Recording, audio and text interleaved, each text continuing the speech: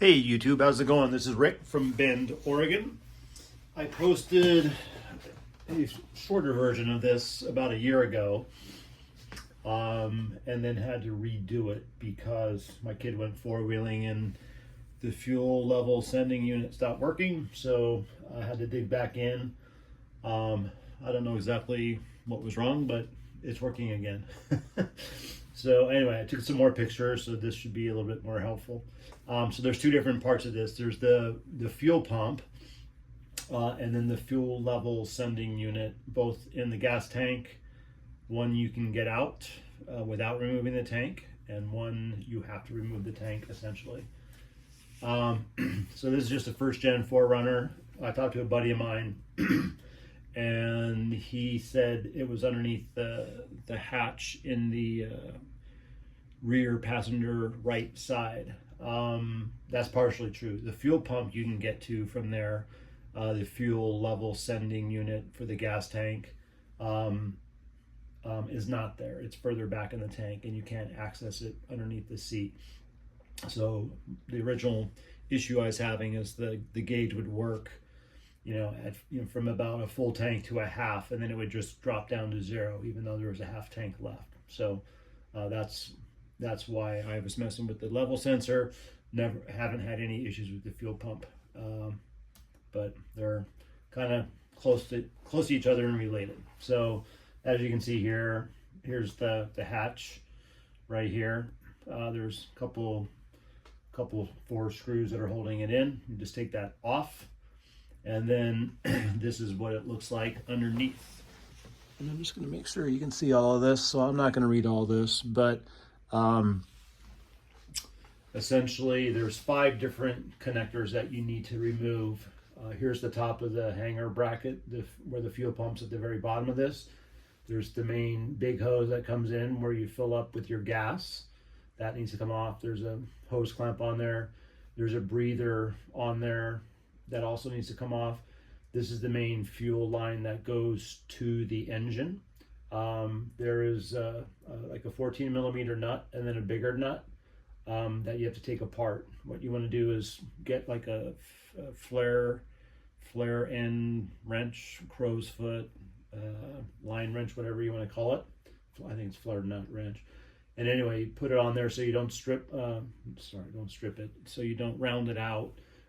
Basically hold this bottom nut in place, and then you need to get like a big crescent wrench and then turn this big nut towards the right, so clockwise, and that will break it free.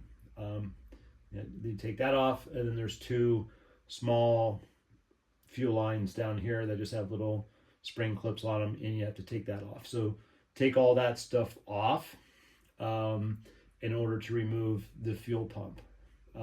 If you are going to replace or work on the fuel sending unit, that's covered later on this, but you have to do all of this because these are connected to the top of the gas tank, and if you're going to drop the gas tank, all of that stuff needs to come off. So anyway, you can pause it and look at any of the other additional verbiage there, but that's essentially it. There is a secret mud flap that I did not realize the first time I did this. So you really want to take off the right rear tire. This is just to get to the connector if you want to remove the fuel pump. It does not, I missed that. Sorry. It does not disconnect here. The blue wire that's connected up here, you cannot take it off at the top of the fuel pump. So what you need to do is go to the opposite end down towards on the gas tank, take off the right rear tire, and then this mud flap right here you can flip up, which you can see right here. You kind of look at this square here and this square here. That flips up, and then you can get to the connectors. So I disconnected both of them because I was going to drop the tank, and I kind of pulled them over the frame just to keep it out of the way as I was dropping the gas tank so nothing got pinched. So those are the connectors right there, but again, it's easiest to take off the right rear tire, and then get to the connectors above there. The fuel pump one is a round gray one. This one's really easy to get apart. You kind of pull on this little piece here and then it just pops apart. A couple different pictures of it, but that will allow you to go back in to the cab and then remove the fuel pump and pull the wire straight out. So there's, I don't know, half dozen screws, something like that on top. Once you disconnect everything, you need to take those screws out, and then that whole thing just comes straight out of the on the inside of the truck, and have a bucket, something, so you can catch all the gas. So this is the fuel pump down here. Here's the blue wire. It's really dirty, but it is blue. Here's that round connector. Here's the filter screen. Looks like somebody replaced this prior to us owning the car. It's 35 years old, the car. You can see like a zip tie on here, but this fuel pump's working, so I haven't messed with it. But that's how you get the fuel pump / fuel hanger bracket out. So the next thing here is getting to the, if your gas gauge is not working and you need to work on the fuel level sending unit, there's kind of two different ways to do that. You can drop the whole tank, or you can try to cut a hole in the rear kind of cargo area and get to it that way. I was not confident of doing that. I didn't know exactly where it was at. I have a truck where somebody did that to get to a fuel pump or fuel sending unit or something, and there's a little hole that they cut, a square hole that they cut in the truck so they didn't have to like remove the whole bed or drop the tank, whatever. So I'd recommend just dropping the tank. It's not horribly painful. So there's a cage here underneath on kind of the passenger side of the car. It's got holes in it, and there's 3 bolts that go upwards on the front. There's welded nuts that it goes into that are welded to the frame. There's 3 on the back.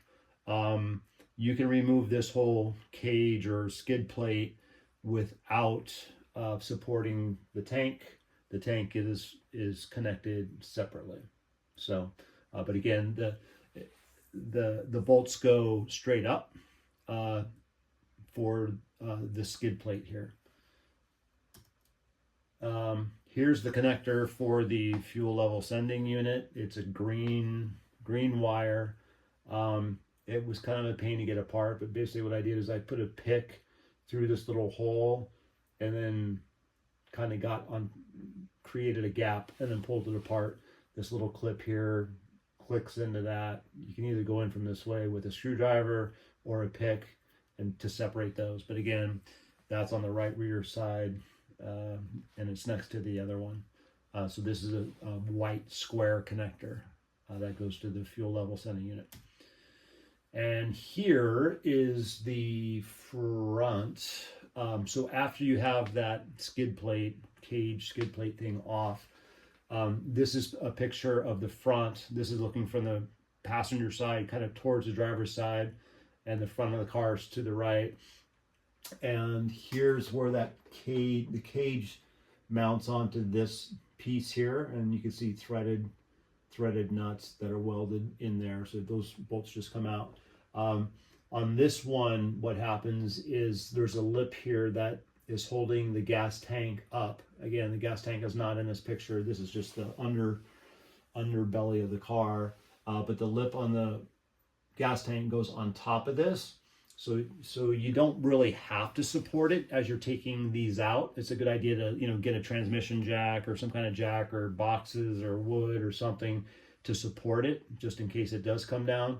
But there is a front lip here. There's a lip on the gas tank that this is holding up the gas tank. So again, on this one, there's like a sheet metal plate, and then it has 3 welded nuts on it, and then the screws come from the top downwards into those. So you can take all 3 of those bolts out, and then that whole piece is just one whole piece. Just a note on reassembly, I could not get these things to line back up. So those that one plate I had to cut into 3 shorter pieces in order to get all the bolts able to line up. I couldn't thread it in. So if you get stuck and you can't reassemble it, you can always cut it into shorter chunks. That's what I did, and you can reassemble it. So that's the front. Here's the back. So this is kind of right. I think it's right in front of the right rear tire. There's 3 welded nut. Well, there's 2 on mine, but there should have been 3, I guess. So there's a welded nut here, there's a welded nut here, and this back one here was missing.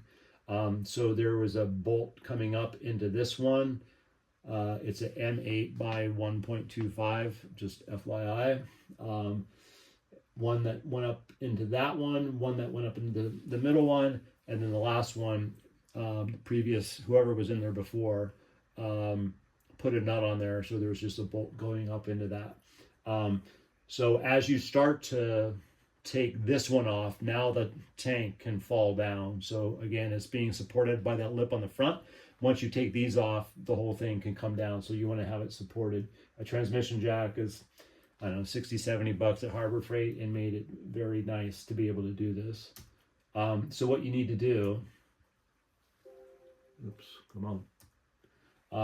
what you need to do with the tank is once you get these out, you need to start tilting it down in the back, and then you need to slide it back so it clears the lip in the front, and then the whole thing will kind of come down, and then you can lower it onto the ground. So here's the tank out and on the ground. Here is, you can see, here's the fuel filler hose. Here's the fuel pump right here with the blue wire. And then here's the fuel level sending unit on the back. So I'm not sure how far apart that is. It's a little offset. If you're going to try to, cut through to get to it, I was too concerned I was going to cut stuff up, so I just dropped it. That's the layout. You want to take pictures of this to make sure when you take these out, if you take out either one, you want to put it back in the same orientation for both of them. This one, the fuel lines won't line up if you don't put it back in the proper orientation. And on this one, the float swings up towards the front of the car, so you need to put it in correctly or it like hit the side of the tank. So that's what it looks like there. That's just a close-up. There's a little clamp that holds, with a screw that holds the green wire from getting yanked on. And when you do reassemble this, so let's say you take this off, when you reassemble this, and I note this on one of the last slides, is that both of the wires I have going, there's like a little divot here, and I have both the wires kind of coming down here, and then there's enough length where they can connect with the other end of the connector. If you just run them straight off to the side, I think what happened to the wires, it got pinched, and it didn't get pinched through, but it didn't, sever the wire. But I think the top of the gas tank and the frame with four-wheeling, whatever, it was pinching the wire or something to that effect. So there is a spot kind of right here, a little valley in the tank, to where I would feed them back down through here, and then you can connect them, or just make sure when you reassemble it that you're not pinching those wires between the top of the gas tank and the frame. This is what the fuel level sending unit looks like when it's out. This is basically just taking those screws out on the top and pulling it straight out. You do have to turn it to get the black rectangular float here. That's what floats on the surface of the gas, whatever the level is. So as you pull it out, in order to get that out, you have to kind of turn it 90 degrees for it to clear. It's pretty intuitive. So this is the orientation, basically straight out of the tank, and then I turned it 90 degrees that way. So this is basically looking at it from the rear. So that's the black triangular float, and that thing swings, it swings this way up into the tank. to tell you if, you know, if it's full, half, or getting empty. So the orientation is important. There's another hard wire here that has like a little white wire wrapped around it. My old one didn't have that. The new one does, and it worked fine. So I was a little concerned that it was different, but it worked fine. The connector is exactly the same as the old one. This was $90 about on I don't know, it was eBay or where it was at, but it was OEM or it was Toyota, I believe. So I have a part number here, and yeah, part number's up there, and comes with a new gasket, and again, it just dropped in, and even though it was a little bit different, you know, this white wire hard wire thing was a little bit different. It worked just fine. And I'm not sure what I'm saying there. I think this is just on kind of reinstallation. Yeah, this is a reinstallation. So it was really hard. It's easy to take stuff apart sometimes, but getting it back lined up was difficult. So like the three holes in the lip up here and the 3 holes in the lip back there, it was really hard to get things lined up. I actually got a drill bit and widen out just a little bit. Like I found a drill bit that went through, and then I went 2 sizes up with the drill bits that I have, just to make the holes a little bit bigger, so you have a little bit more slop to kind of get things lined up. I mean, it's like you can see 95% of the hole and you still can't get the bolt through because 5% is just, you can't get the thread started.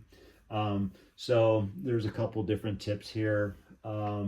But yeah, basically, you know, you have to reconnect these 2 wires. You need to get the front lip up and kind of holding it on the front, and then use a jack to lightly push up. You don't want to force it. And then get the bolts on the back end, get the ones on the front end. Again, some go down, some go up based on what I said earlier. And you want to get it all kind of loosely fit before you start cranking anything down. You also want to go inside the car and make sure the hoses, the 5 different connectors that go to the fuel pump, are lined up and not pinched or in the wrong position, whatever. And then once you kind of make sure everything looks like it's in a good place, then start bolting stuff down. And then lastly, obviously that skid plate or cage needs to go on as well. And then you want to road test it and make sure everything is good. But that, I believe, is everything.